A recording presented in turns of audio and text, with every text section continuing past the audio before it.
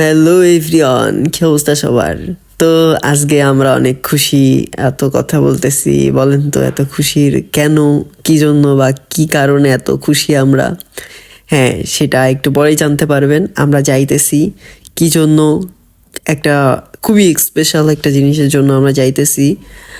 সেই টপিক নিয়ে কথা হইতেছিল। তো শাওন অনেক খুশি, বুঝতে পারতেছেন তো, নিশ্চয়ই কিছু একটা আছে। তো আমরা সেইটা, যাই হোক, একটা জিনিস আমরা রিসিভ করতে যাইতেছি, সেটার জন্য যাওয়া হইতাছে। এই যে দেখেন আমার মুখটা আমি কিরকম করলাম, শাওন দেখেন মিসকি মিসকি করে কি বলতেছে।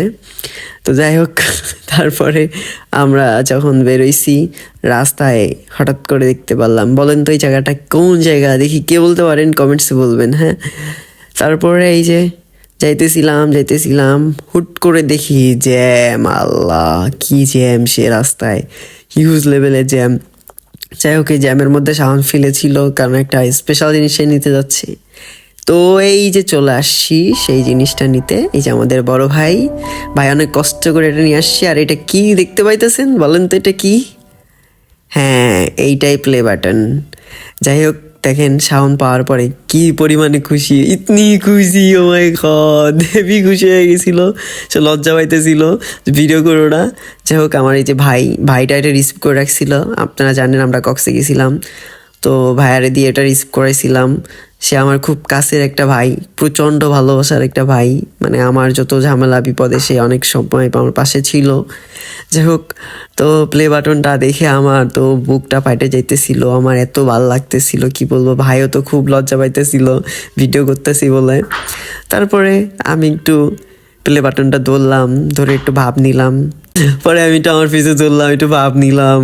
জীবনে প্রথম প্লে বাটন, একটু খুশি তো লাগতেছিল অনেক, বাট বোঝাইতে পারতেছিলাম না। যশোর এসে এই মানুষটাকে জোর করে ক্যামেরার সামনে নিয়ে আসলাম। আর এই মানুষটা হইতেছে আদির আব্বু আর আমার গার্জিয়ান বলতে এই মানুষটাই আছে এখন। আর এই মানুষটাই আমার এখন যাবতীয় সব খরচ বহন করে। সে আমার ইচ্ছা ছিল যে সিলভার প্লে বাটনটা কাকুর হাত দিয়ে খোলাবো, কারণ আমার গার্জিয়ান বলতে তো এই একজন ব্যক্তি আছে। আপনারা তো সবাই জানেন যে আমি ফ্যামিলি থেকে চলে আসছি, তারপর আমার পুরো দায়িত্ব এই মানুষটাই নিয়েছে। তো আমার ইচ্ছা ছিল যে এটা আমি তার হাত দিয়ে খুলবো, এজন্য যশোর নিয়ে আসছি। এটা তার হাত দিয়ে ওপেনিং করলাম। কাকু কখনো ক্যামেরার সামনে আসতে চায় না, আজও কখনো কাকুকে ক্যামেরার সামনে আনতে পারে নাই। কিন্তু আমি কাকুকে একবার বলাইতে কাকু রাজি হয়ে গেছে, কারণ জানে যে আমার গার্জেন বলতে কেউ নাই। আর আমার কথা কখনো কাকু ফেলতে পারে না, কারণ আমি একবার যেটা বলি কাকু ওইটা হাসি মুখে মেনে নেয়।